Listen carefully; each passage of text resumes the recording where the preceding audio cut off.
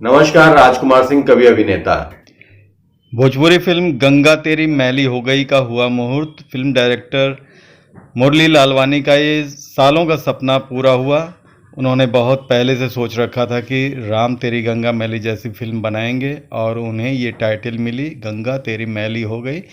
तो टाइटल मिलते ही उन्होंने आईपीएस देवी के सेट पर इस फिल्म का भी मुहूर्त कर डाला और इस फिल्म में भी बिमल पांडे, रूपा मिश्रा को इन्होंने रिपीट किया और नई तारिका अंकिता इस फिल्म से डेब्यू कर रही हैं।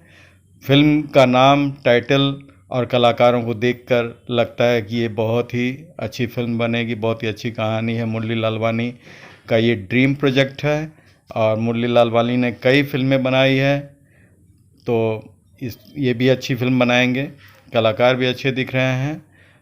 आईपीएस देवी के सेट पर इस फिल्म का मुहूर्त हुआ, तो आप लोग देखते रहिए।